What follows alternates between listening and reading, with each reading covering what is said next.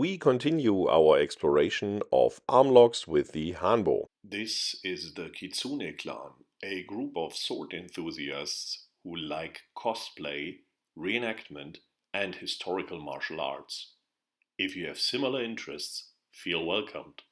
In one of our last videos, I introduced the concept of the 4 flavors, or 4 different versions of arm locks after a similar entrance. And this time we continue this on another technique. Usually this technique is applied when there's an attack from angle 2, but you can also apply it to other angles. And the arm lock is now of a figure 4 type, so usually the opponent is thrown backwards with it, and everybody deeper into Jiu-Jitsu or similar styles will recognize this as a type of Ude-Garami. If you come from Bujinkan, you can immediately recognize this is a special type of Ude-Garami. This is Oni-Kudaki. In the base form, the basic form, or however you want to call it, you do a classical figure 4 arm lock, so you rotate the shoulder backwards so the opponent gets into a disbalance towards a backward movement and you would throw him to the ground. The variants that we can use are now a bit more subtle than with the chicken wing arm locks, but they allow you to move the opponent in different directions and they give very different types of pain. If we look in the detail where we apply force on the opponent in the base form, it's towards the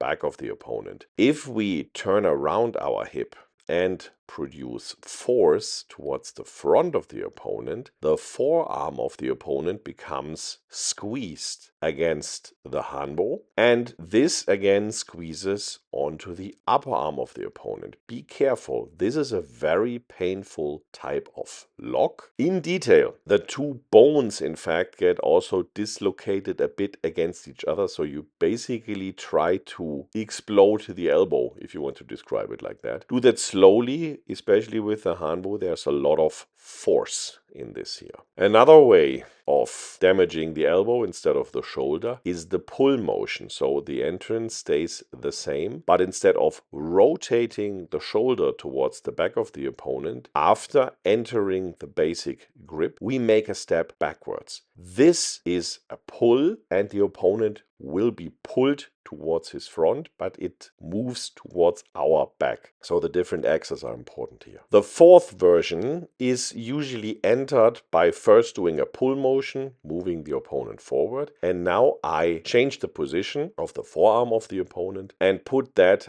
under my right armpit, while I still hold the position of the stick. Depending on how flexible the opponent is, this might lead to an arm bar, but that makes no basic difference. It's in any case a very painful type of lock. Also here, slow, careful. If you have people that are a bit more flexible, they might not feel pain here yet, but you can fully lock them in this way, so they cannot struggle against you pushing them in any direction or also into a throw. If you really want to cause pain, you can take your left arm that is now free and turn the face of the opponent away, either with the hand or the forearm. By this, the musculature on the shoulder and in the neck get further stretched, and this arm lock becomes very, very painful. So these are the 4 variants that we have with the figure 4. They are a bit differently named than with the chicken wing, and we will also talk a bit about the relation to the chicken wing type locks in later videos. But these 4 flavors we will find in all of the figure 4 type arm locks. As I said, it's a bit more subtle than with the chicken wing type locks, but you can hopefully immediately see that we have differences in the way we position ourselves to the opponent and especially the forces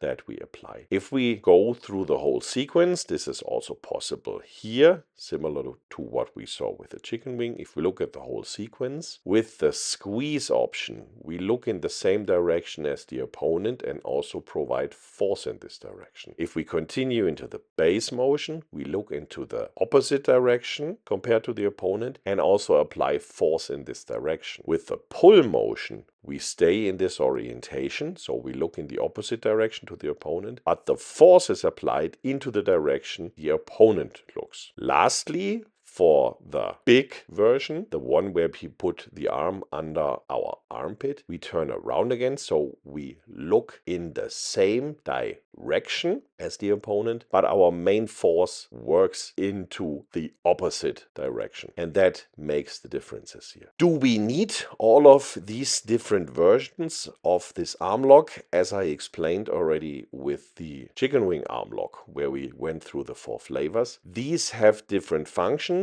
These might come to different situations. Think about it. If you would have the base version of this arm lock and somebody comes from behind and grabs your shoulders, for example, then you would turn around, but you don't have to let go the arm lock, and then you would end up in the squeeze version. You would still have control over the opponent. Similarly, if you see an attacker coming towards you and you make a step back, you also don't have to give up on the arm lock. You still would be able to perform the pull motion. If you look at it in detail, we can already see that the way we hold the Hanbo is not so different here compared to the version with the chicken wing, and we will see that we can in fact later combine the 4 flavors of this arm lock and the 4 flavors of the other arm locks into a single chain. I've talked a bit about chains already. They help us for remembering techniques and also for exploring techniques. And that's again the big advantage here. Nobody expects you that you remember all of these 4 flavors for each of the arm locks. You just have to think about changing the direction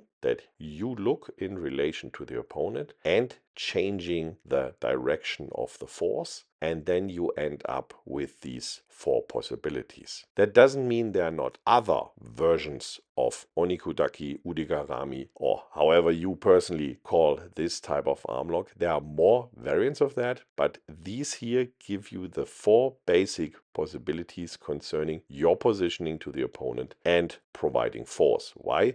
Because there are 2 options. Think about it. You can look in the same direction or you can look in the other direction, and you can push or you can pull. And here we have now all 4 combined, looking in the same direction and pull, looking in the same direction and push, looking in the other direction and pull, looking in the other direction and push. That's all that is possible if you look at these specific parameters, and therefore we have covered all of these possibilities. Other variants would then not change these principal components but other aspects. This is important to remember. There are an infinite number of variations of any martial arts techniques, but to learn to understand systematically how these differ, we need to look at the characters of these techniques, and that's what these 4 flavors are about. You can see there will be more of these videos exploring also the other arm locks and then setting these also in relation to each other. For the moment, I hope we could inspire you and hope to see you around next time.